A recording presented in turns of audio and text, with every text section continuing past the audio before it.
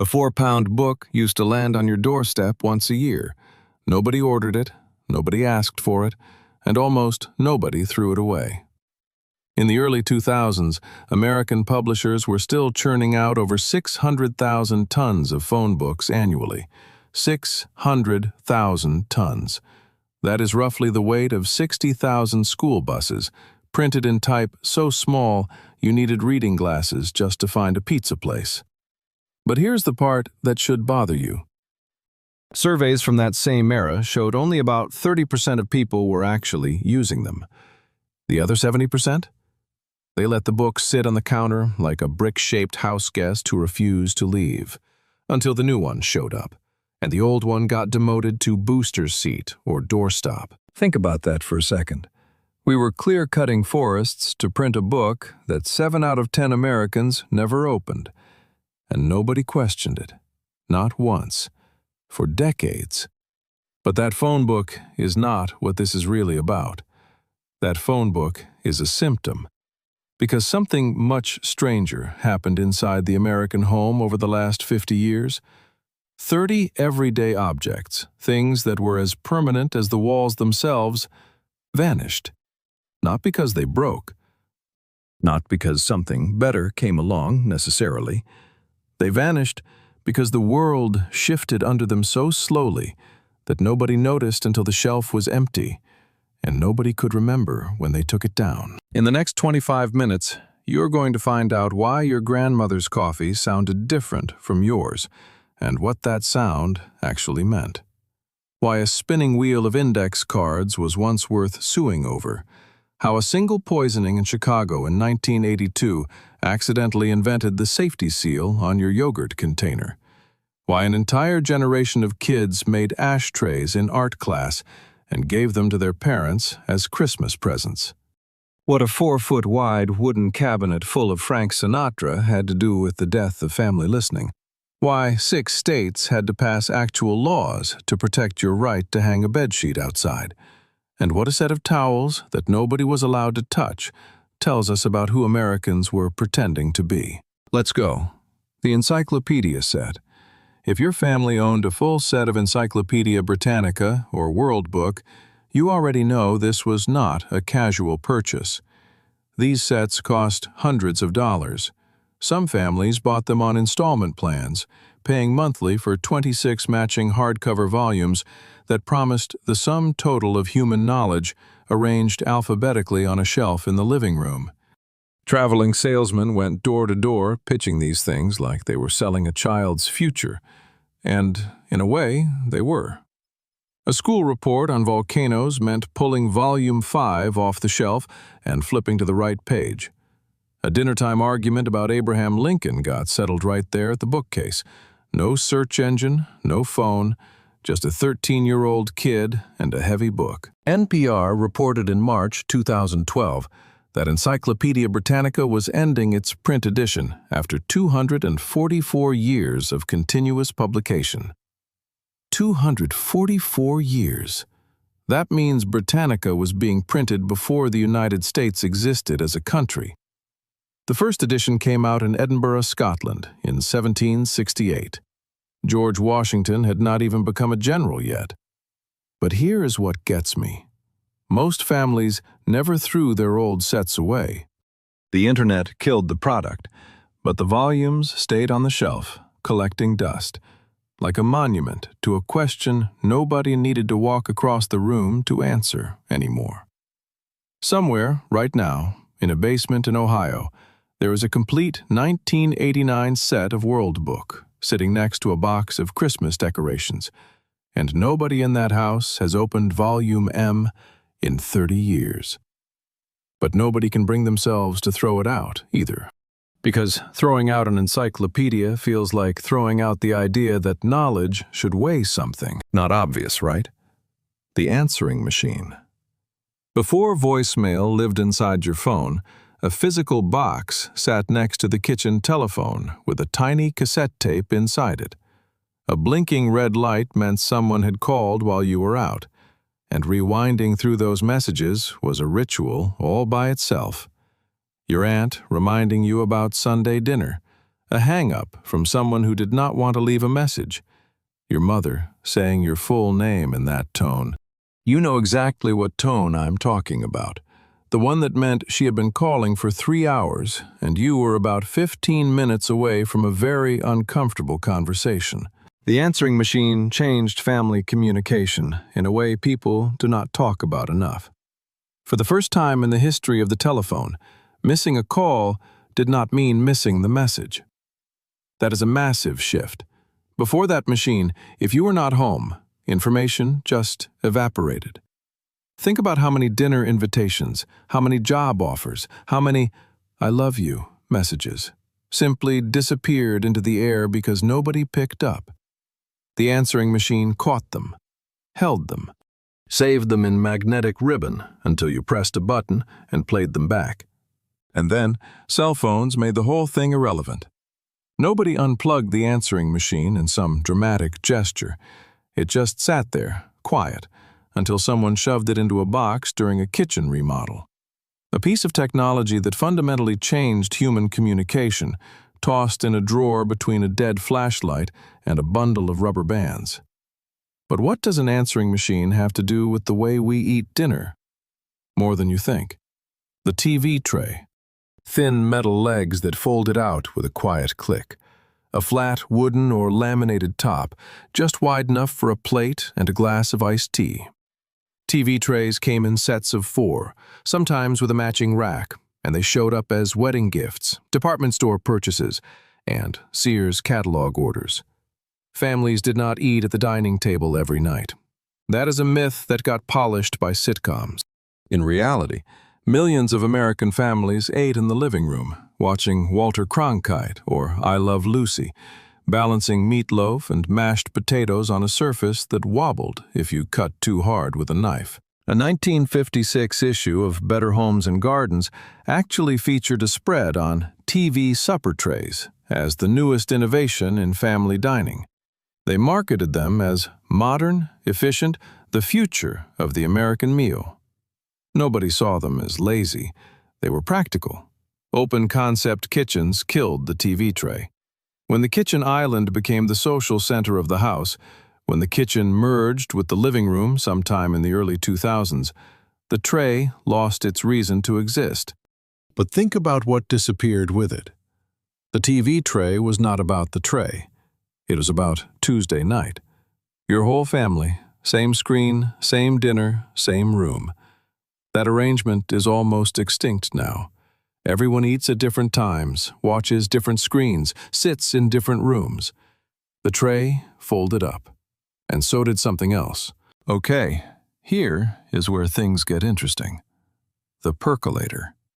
Before single-serve pods and automatic drip machines, coffee came from a metal pot that sat directly on the stove and bubbled.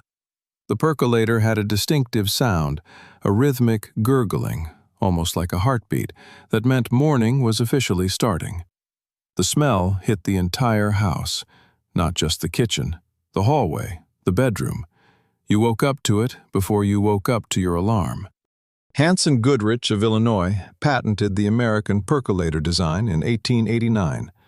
For nearly a century after that, the percolator was the way coffee got made.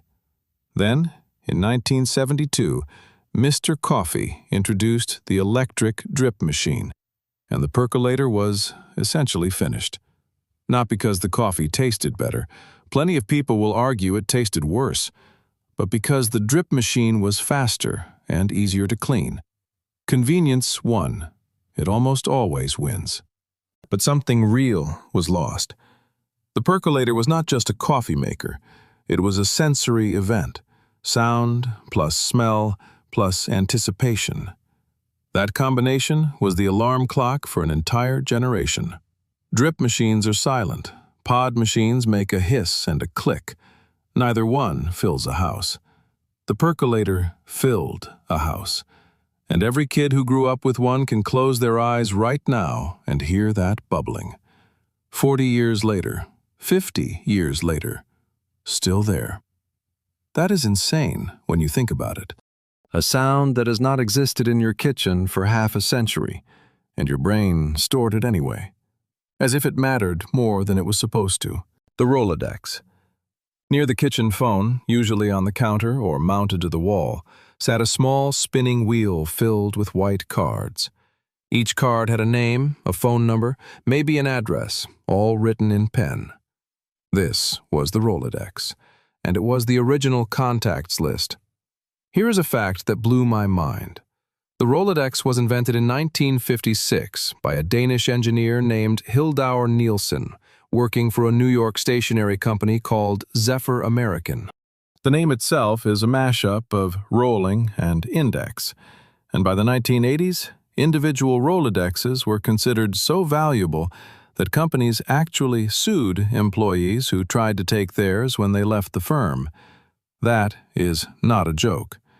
There were genuine lawsuits over a spinning wheel of index cards. Because in an era before digital contacts, that wheel was not just information, it was power.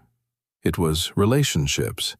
It was decades of accumulated trust condensed into a 3x5-inch card. Cell phones did not just replace the Rolodex. They vaporized the entire concept of writing down a phone number with the intention of keeping it. When was the last time you wrote a phone number on a piece of paper and actually meant to save it? When was the last time you even memorized one, right? No, seriously, try it. Try to remember 5 phone numbers that are not your own. Most people under 40 cannot do it. Your brain outsourced that job to a device in your pocket, and it never asked for it back. Stay with me here, because the next one is stranger than it sounds. Ashtrays. In every room. Glass ones on the coffee table, ceramic ones on the kitchen counter, crystal ones in the dining room that cost more than the dinner set. Even families who did not smoke kept ashtrays out for guests. That was just hospitality, like having extra towels. But here is the detail that genuinely stops me cold. Kids made ashtrays in art class, out of clay, painted them bright colors, gave them to their parents as Mother's Day gifts, and the parents displayed them, proudly, on the coffee table. A child's handmade ashtray right next to the TV guide and the candy dish.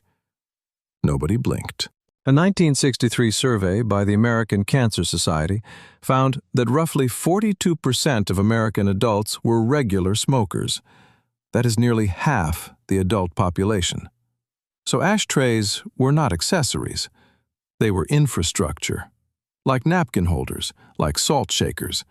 You did not think about whether you needed one, you just had them. The decline of indoor smoking through public health campaigns, the Surgeon General's reports starting in 1964, changing laws through the 90s and 2000s, all of it made the ashtray invisible long before it physically disappeared. They went from functional objects to decorative curiosities to $3 items at estate sales. But here is the question nobody asks. What happens to a society when something that 42% of adults used daily becomes so unthinkable that explaining it to a child requires a history lesson?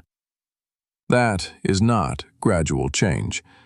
That is a cultural earthquake that happened in slow motion. Okay, we are about a third of the way through, and I have not even gotten to the part about the towels nobody could touch. Hold on. Metal ice cube trays. Before your freezer made its own ice, you had a metal tray with a lever on the side. You filled it with water, slid it into the freezer, waited a few hours, and then pulled that lever. The metal grid bent just enough to crack the cubes loose, and the whole process was louder than it had any right to be.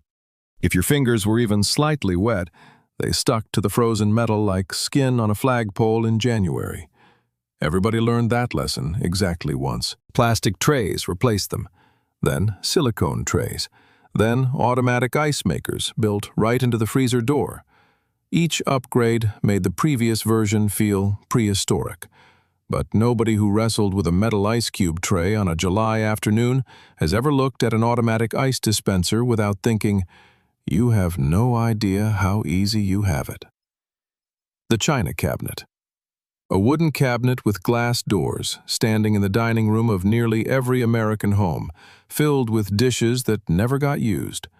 Wedding china, gold-rimmed plates, the good dishes that came out once a year at Thanksgiving, and maybe Christmas if enough people were showing up to justify the risk. The china cabinet was never about dishes.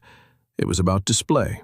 It told every visitor who walked through that front door, this household has nice things and knows how to take care of them. That message mattered in the 1950s and 60s.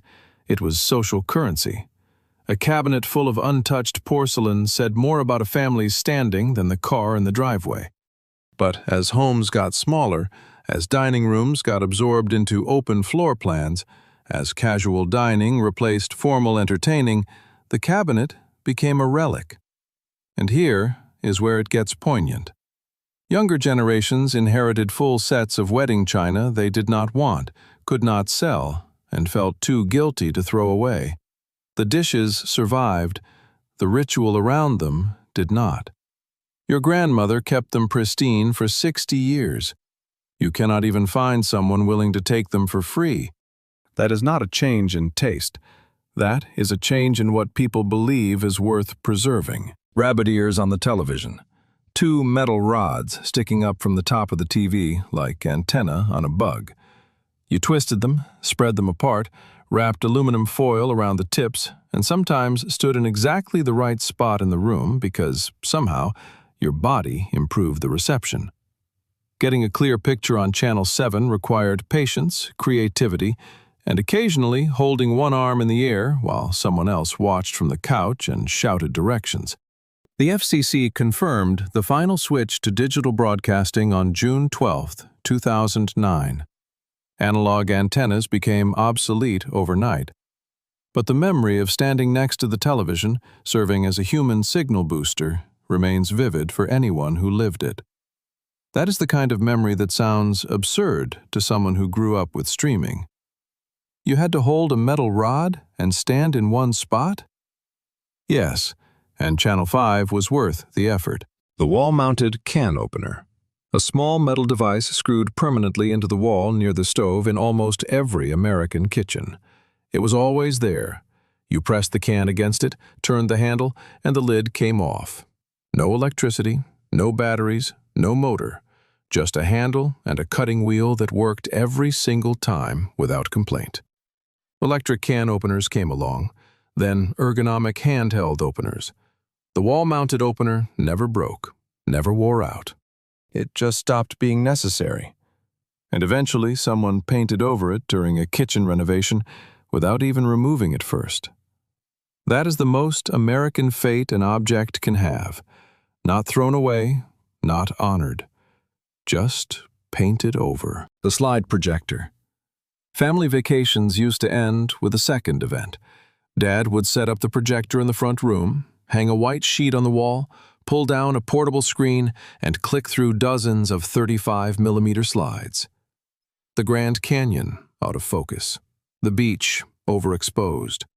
Aunt Carol, squinting into the sun in every single frame for some reason. The projector fan hummed.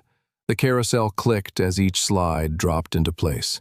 Sometimes a slide got stuck or loaded upside down, and the whole room laughed. Not at the photo, at the process. Digital cameras did not just replace the slide projector. They eliminated the social ritual around it entirely. Vacation photos now live on a phone that nobody passes around the room. Here's a question worth sitting with. When was the last time your entire family sat together in the same room and looked at pictures from a trip at the same time? Not texting them, not posting them, looking at them, together, in a room, with the lights dimmed, and someone narrating badly. That ritual is gone, and we replaced it with nothing. The record player console. This was not some turntable sitting on a shelf. This was furniture. A massive wooden cabinet, sometimes 4 feet wide, with a built-in turntable under a hinged lid and speakers behind a fabric-covered panel on the front. It sat in the main room like a second couch, and the family gathered around it. Motown, Frank Sinatra, Johnny Cash. Whatever your household played, it came through that console, and everyone heard it at the same time. That is the part people forget. Music used to be a shared experience, a physical gathering. You sat in a room and you listened together because there was one device and one set of speakers, and no headphones and no Bluetooth and no playlists and no algorithms deciding what you should hear next based on what you heard last Tuesday. The console played what someone chose, and everyone in the room either liked it or dealt with it. Compact stereos replaced consoles in the 80s. Then CDs replaced vinyl. Then digital replaced everything. The console itself was too heavy to move and too big to keep. Most ended up on curbs or in basements. But the thing that actually died was not the console. It was the idea that a family could have a single, shared soundtrack. Now every person in the house wears earbuds playing a different song. Same house, 6 separate sound worlds, none of them overlapping. TV Guide magazine. Every week, a small, digest-sized magazine arrived that told you everything happening on television for the next 7 days. For decades, TV Guide was one of the most successful publications in American history. By 1974, it became the first magazine to sell 1 billion copies in a single year. 1 billion.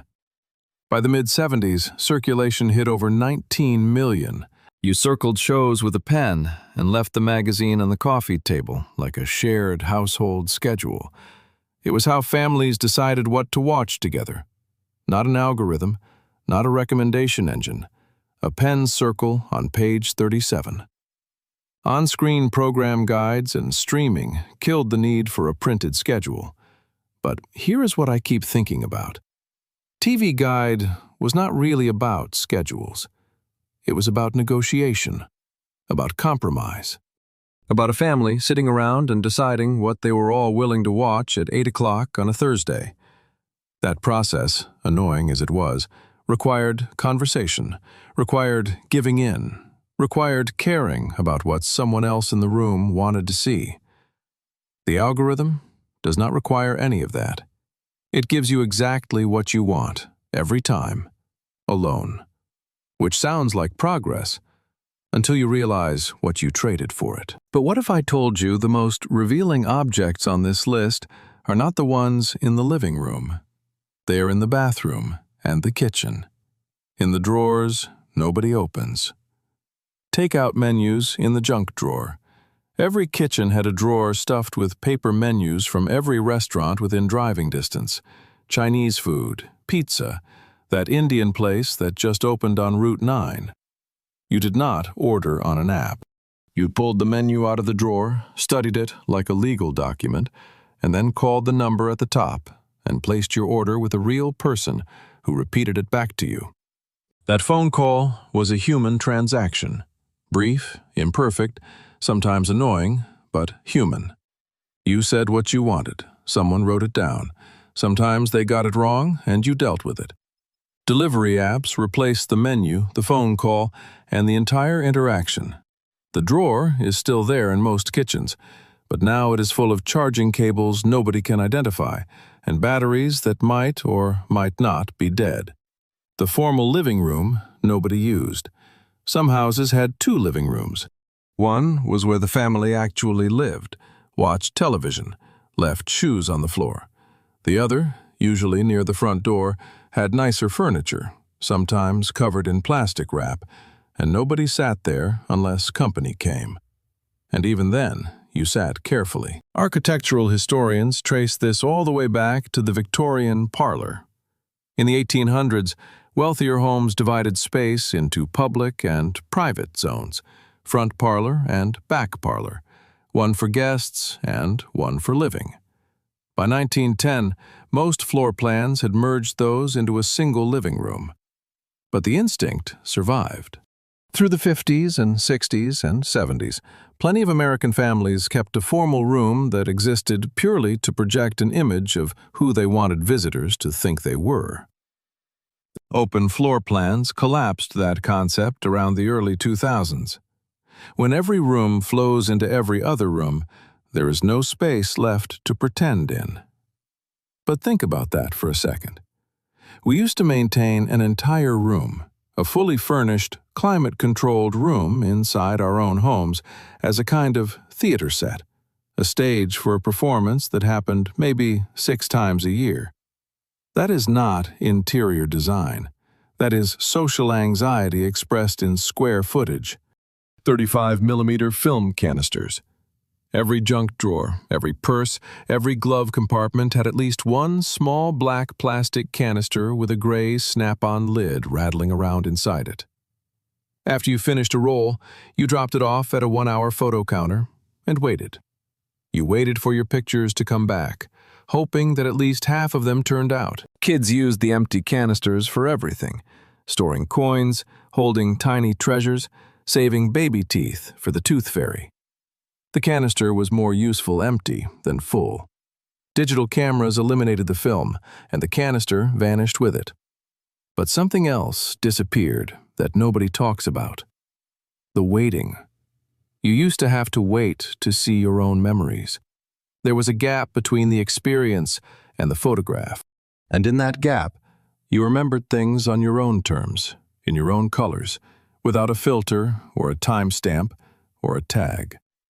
Now every moment gets captured and reviewed instantly, and I'm not sure we remember anything better for it. The corded wall phone, mounted in the kitchen, usually near the doorway, with a handset attached to a coiled cord that could stretch across the room if you pulled hard enough. This was not your phone. It was the household's phone. Everybody shared it. No caller ID, no voicemail. Just a ring that echoed through the whole house and a race to see who picked up first. Teenagers stretched that cord around corners, into closets, as far as it would reach, because privacy on a wall phone required both creativity and a very long cord. Some of those cords were 25 feet, 30 feet, coiled up like a garden hose and tangled around every kitchen chair between you and the pantry door. Cordless phones came first, then cell phones. And then the concept of a shared household telephone became extinct. A phone used to be a place, a specific spot in the house where communication happened. Now it is a thing you carry in your pocket, and nobody in the family shares anything about their conversations unless they choose to. The kitchen wall phone was not private, and that was part of what made the household a household. Everyone knew who called. Everyone heard the ring. Everyone was, in some small way, part of every conversation. That is gone. And we replaced it with total privacy, which sounds like a gift until you realize it is also total isolation. The waterbed. For about 15 years, from the late 70s through the early 90s, waterbeds were everywhere. Wooden frames, padded rails, a garden hose threaded through the bedroom window to fill the thing up. You slept on what was essentially a giant, heated bladder that sloshed when you moved and made getting out of bed feel like climbing off a small boat. According to industry data, waterbeds accounted for roughly 22% of all mattress sales in the United States by 1987. 22%. 1 in 5 beds sold in America was full of water. That is not a niche product. That is a cultural moment. But they were heavy, hard to move, leaked without warning, required a repair kit in the nightstand drawer at all times. And the constant low-grade anxiety of knowing your bedroom was also, technically, a reservoir eventually caught up to the whole concept. Traditional mattresses got better. Memory foam arrived, and the waterbed drained away, both literally and figuratively. The carpet sweeper. Before affordable vacuum cleaners, there was a push-powered sweeper with rotating brushes that picked up surface dirt from carpets and rugs. No electricity, no cord, no noise, just a pair of hands and a few quiet passes across the floor. A 1947 edition of the Good Housekeeping book, edited by Helen W. Kendall, listed the carpet sweeper as standard daily equipment alongside the dustpan and the hand broom. It was not a gadget. It was as basic as a mop. Vacuum cleaners made them quaint. Robot vacuums made regular vacuums feel outdated. The carpet sweeper now lives in antique shops next to washboards and butter churns, an artifact of a time when cleaning the floor was a silent, manual act that nobody complained about because there was no alternative to compare it to.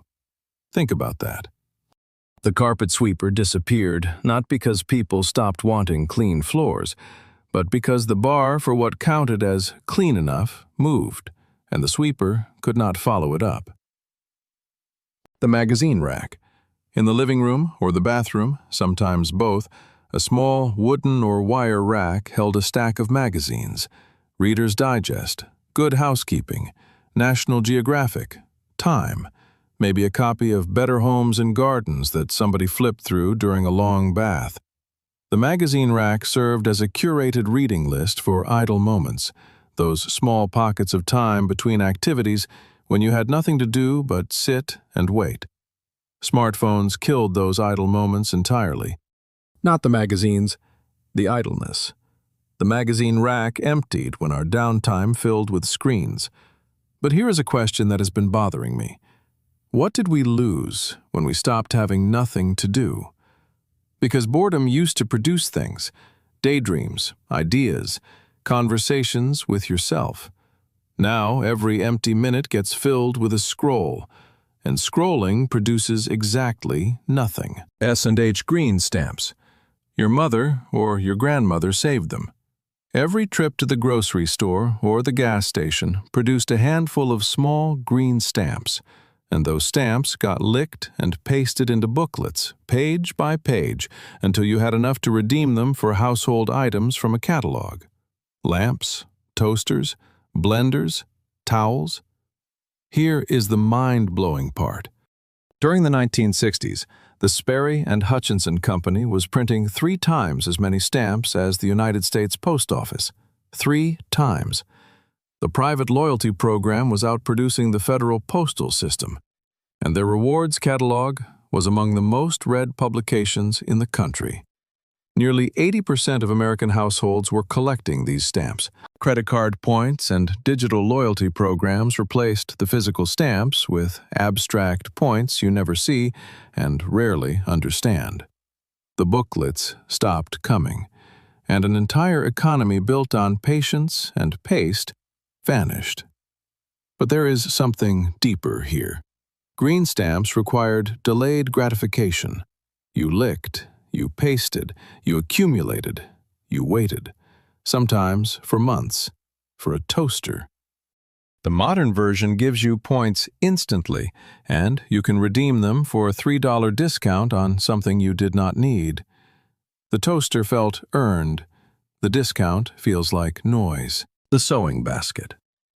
Somewhere in the house, usually a closet or corner of the bedroom, sat a basket filled with thread, needles, buttons, a pincushion, a small pair of scissors, and a measuring tape. When a button fell off a shirt, it got sewn back on. When a hem came loose, it got fixed. This was not a hobby. This was a household skill that nearly every woman, and a surprising number of men, practiced as a routine part of running a home. Fast fashion killed the sewing basket.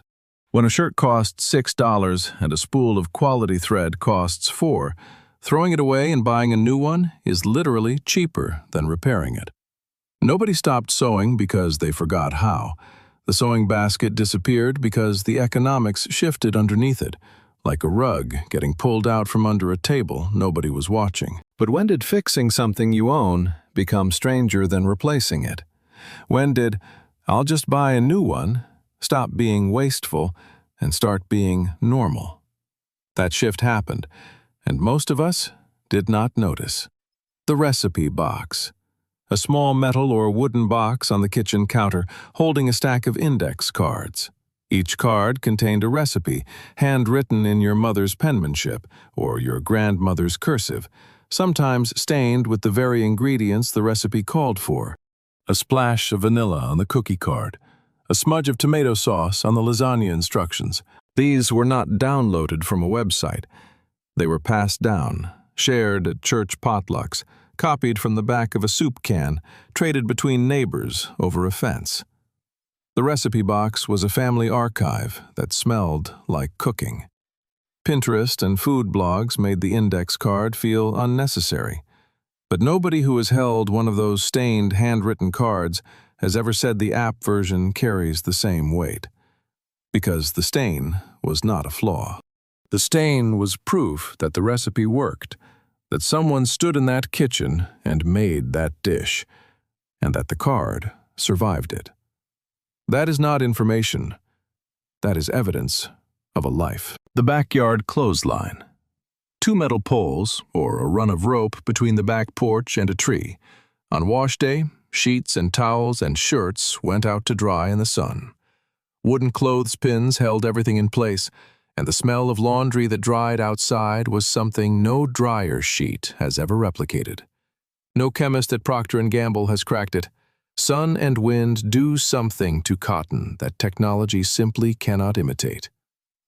Electric dryers made clotheslines optional. Then, homeowners associations in dozens of neighborhoods banned them outright, calling them unsightly. Here is where it gets properly bizarre. At least 19 states have now had to pass right-to-dry laws, explicitly protecting homeowners' ability to hang laundry outside. The Sightline Institute documented this in 2012. Laws to protect a clothesline, a practice that every single human civilization has performed since the invention of fabric, now requires legal protection in parts of the richest country on earth. The clothesline was never outperformed. It was voted off the lawn. Not because dryers are better at drying, but because someone on a homeowners association board decided that the sight of a bedsheet in the breeze lowered property values. That is not progress. That is aesthetics pretending to be progress. The milk chute.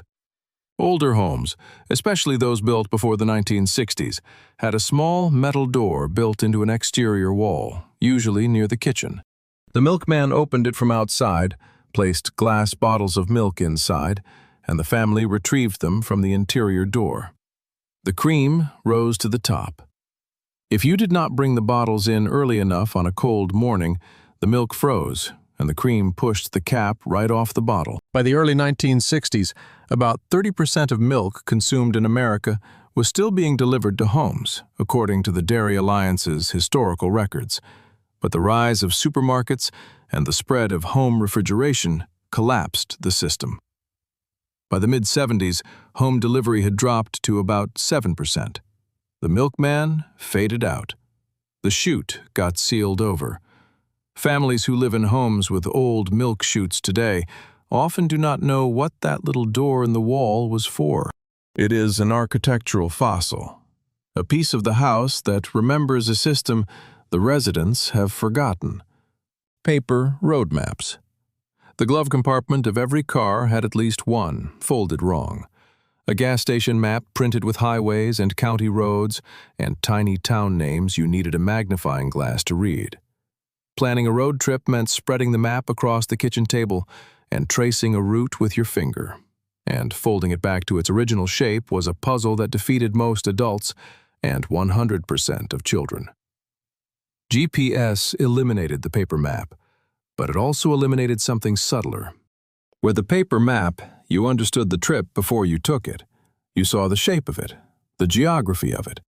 You knew where you were going because you had studied it, traced it, argued about it. With GPS, you just follow a blue line.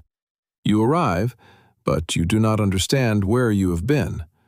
The map made the trip feel like yours. The GPS makes it feel like someone else's instructions. The guest towels. In the bathroom nearest the front door, hanging from a towel bar or folded on a small shelf, sat a set of towels nobody in the family was allowed to touch. These were the guest towels. Nicer than the regular towels, sometimes embroidered, sometimes seasonal, always decorative. They existed for visitors who almost never came. And when visitors did come, half the time they were afraid to use them too. The guest towels were a social contract nobody signed, but everyone honored. I have prepared these for you, but I would prefer if you did not actually use them. Is a sentence no one ever spoke aloud, yet every guest understood. Casual living and the decline of formal household rituals made them fade away. What replaced them is a single hand towel that everyone uses and nobody folds, which is more honest, but less interesting. The good scissors. Every house had one pair. They lived in a specific drawer, and every member of the household knew exactly where they were and exactly what you were not allowed to cut with them. Paper was off limits. Cardboard was a sin. These scissors were reserved for fabric, for wrapping gifts at Christmas, for anything that demanded a clean, precise cut. Using the good scissors on construction paper was the kind of offense that could get you a look from across the room that stopped you mid-cut. Cheap multi-packs of scissors are everywhere now. Kitchen drawers have 3 or 4 pairs rattling around, none of them particularly sharp, none of them protected. The good scissors were never about cutting.